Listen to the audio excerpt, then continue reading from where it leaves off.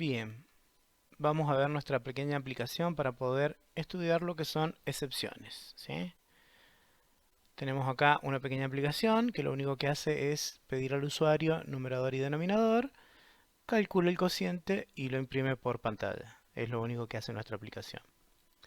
Vamos a ejecutarla. Vamos a la consola y efectivamente nos pide el numerador, puede ser 8. Nos pide el denominador, que puede ser 2. Y nos da el resultado 4. Perfectamente bien. Bueno, ¿qué ocurriría si como el usuario puede ingresar cualquier número, puede ingresar el 0 en el denominador?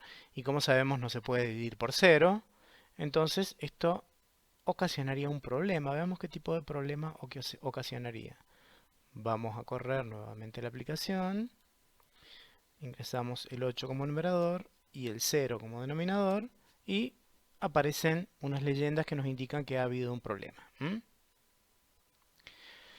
Para solucionar este problema podríamos hacer un condicional, meter este bloque de código dentro del condicional y si el usuario ingresa como denominador 0, hacemos que el condicional no ejecute el bloque de código. También podríamos meter gran parte del bloque de estas líneas de código en un bucle y continuar en el bucle mientras el denominador sea igual a 0. Eso haría que el usuario en algún momento ingrese un número distinto de 0 y pueda ejecutarse el código. Esas son dos opciones. En Java existe otra opción que se llama la opción de manejo de excepciones. ¿Qué son las excepciones? Las excepciones son eventos que se producen durante la ejecución del problema y que son inesperados o al menos no son tan predecibles. No podemos saber si el usuario va a ingresar un 0 en el denominador.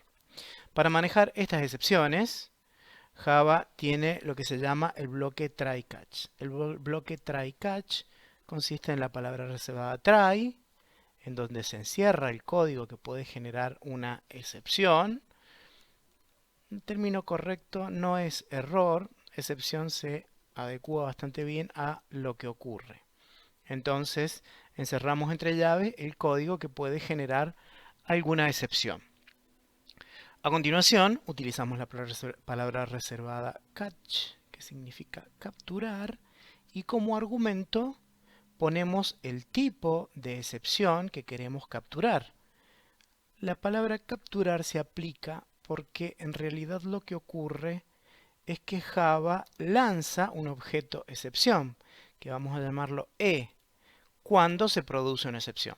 Entonces, se ejecuta el código, Java detecta una excepción y lanza el objeto excepción. Nosotros lo capturamos con este bloque de código, llamamos al objeto E y la clase del objeto E es el tipo de excepción que se ha producido. En este caso es Arithmetic Exception, excepción aritmética.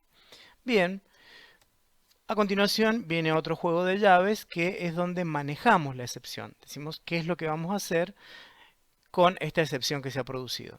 Podríamos utilizar el objeto E para ver qué tipo de excepción es, dónde se produjo y todo lo demás, pero como estamos haciendo una introducción al tema de excepción, solamente vamos a manejar la excepción y le vamos a avisar al usuario que se ha producido una excepción y que debe proceder con más cuidado la próxima vez.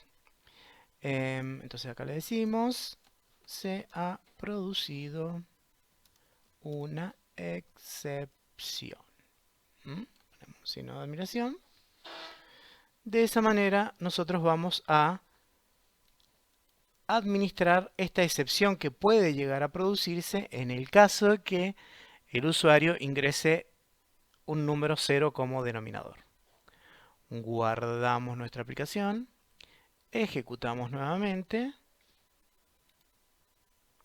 nos pide el numerador, ponemos el 8, nos pide el denominador, ponemos 0 y no aparecieron las leyendas en rojo de Java, sino que hemos podido administrar la excepción con nuestro bloque try-catch.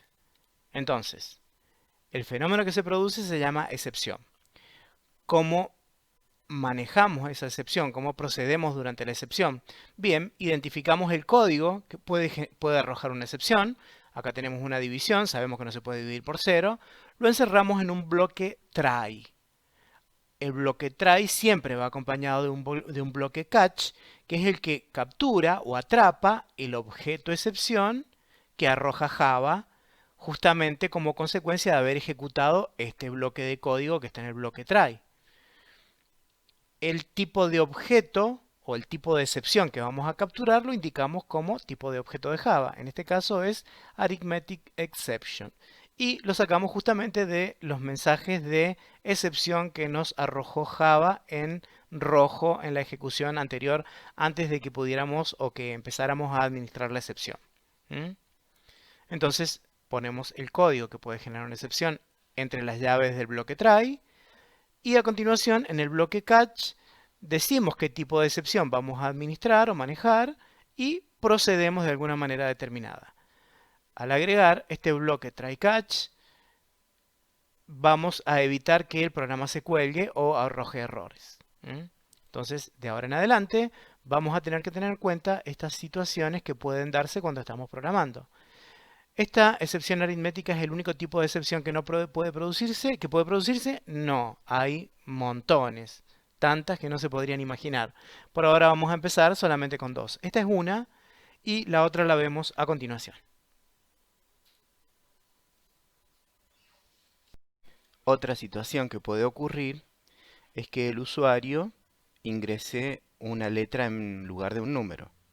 Entonces vamos a ejecutar nuestra aplicación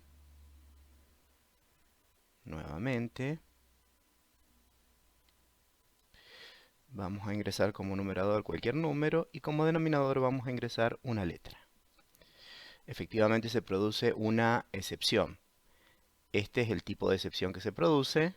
Entonces lo que vamos a hacer es justamente crear otro catch, otro bloque catch, pues que pueden crearse tantos bloques catch como sean necesarios para manejar esta excepción.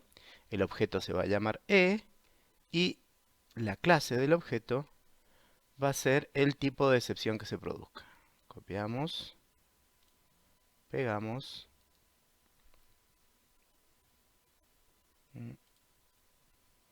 Y a continuación podríamos procesar la excepción. A veces cuando es una excepción de tipo clase conexión u otro tipo de excepción manejable se pueden realizar acciones. Ahora como solamente estamos viendo cómo es que funcionan las excepciones, vamos a imprimir por pantalla. Entonces vamos a poner ha ingresado un valor incorrecto.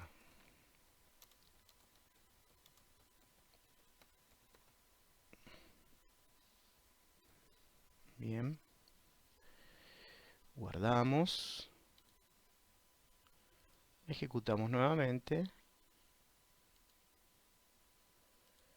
Ponemos como numerador el número 8. Como denominador ingresamos la misma letra. Y la excepción se produce de todas formas. ¿Por qué se produce la excepción de todas formas?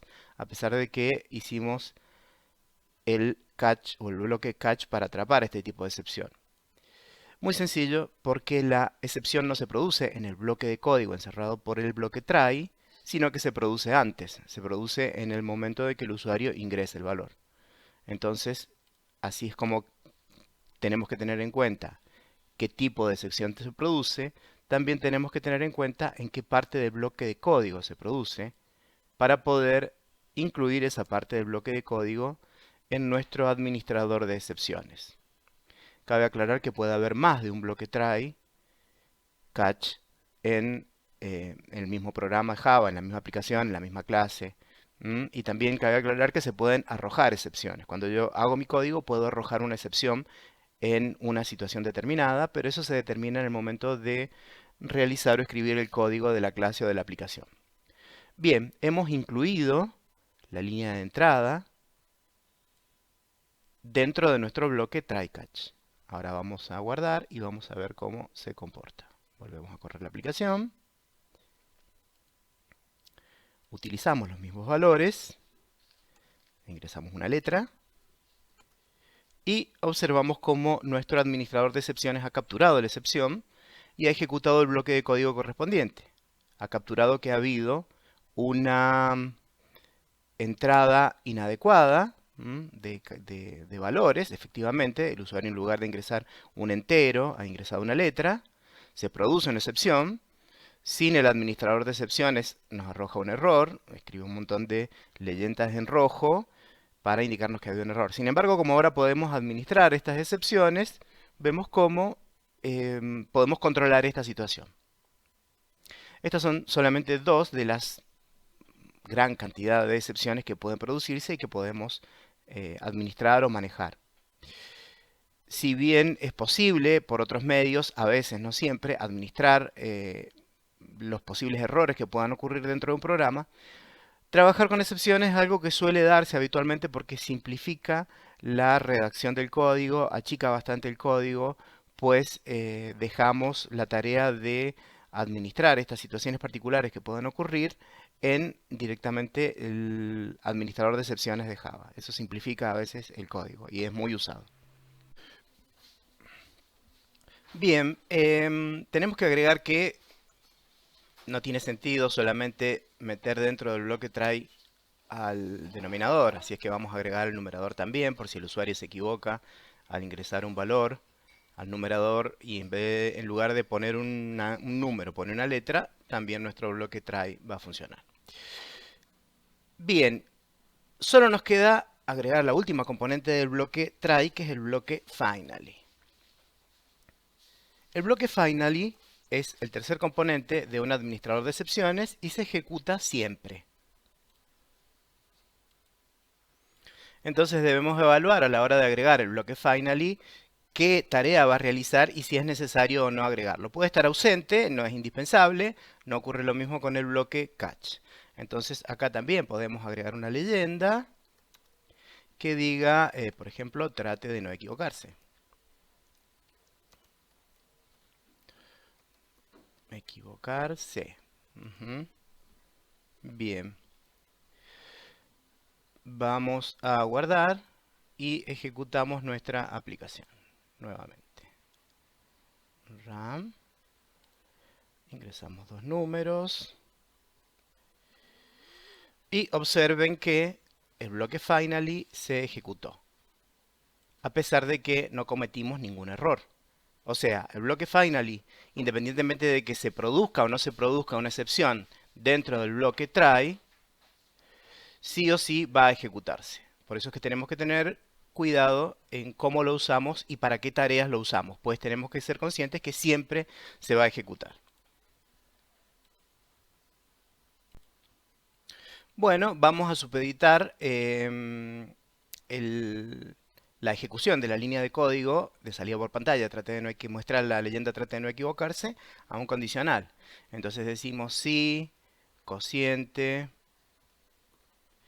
es igual a null, entonces que muestre la leyenda.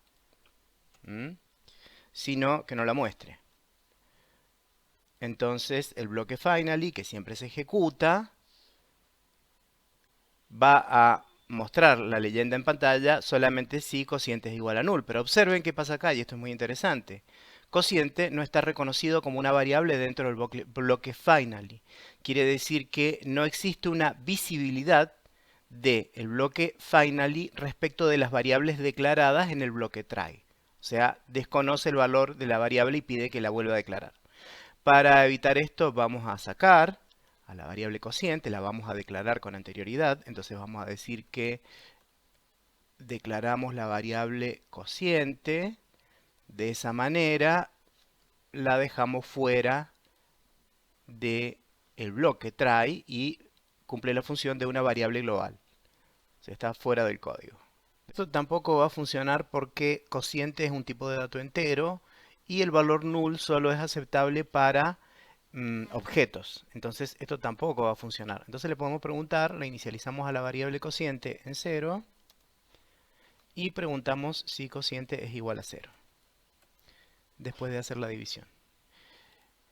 De esa manera el bloque finally, que de todos modos se va a ejecutar, si no se modifica el resultado de cociente, va a arrojar la leyenda trate de no equivocarse, y si se modifica el resultado de cociente, o sea, cociente deja de ser 0, porque se ha producido la división y ha arrojado un valor que ha sido asignado a la variable cociente, no se ejecuta el condicional, pero sí se ejecuta el finally. Tener esto en cuenta. Bien, veamos cómo funciona esto. Guardamos la aplicación, la ejecutamos nuevamente. Entonces 8 dividido 2 da 4 y observen que a pesar de que el bloque finally se ha ejecutado, las instrucciones que están dentro del bloque finally no producen ninguna salida por pantalla o ninguna acción, porque directamente es un condicional que no se ejecuta. ¿Mm? Entonces, recapitulando, el bloque try catch sirve para administrar excepciones. Las excepciones son eventos o situaciones particulares que pueden ocurrir dentro de la ejecución del programa. El bloque try catch finally ahora consta de tres partes. El bloque try, y entre llaves colocamos el código que puede arrojar una excepción. Y luego vienen los sucesivos bloques catch. Pueden haber tanto bloques catch como hagan falta, en donde cada uno se describe el objeto, hay que indicar el nombre del objeto excepción, y el tipo de excepción, que en realidad es la clase del objeto excepción que se ha arrojado. A continuación, entre el juego de llaves, van las instrucciones que van a manejar ese tipo de excepciones.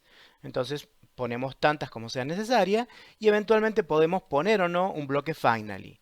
Generalmente cuando estamos trabajando con archivos y abrimos un archivo en disco que puede no estar, o queremos cerrar un archivo y no encontramos la ruta, eh, puede ser necesario agregar el bloque final y para que termine de realizar las tareas, cierre los archivos, cierre las conexiones a la base de datos. Entonces en esos casos es muy útil la utilización del bloque finally.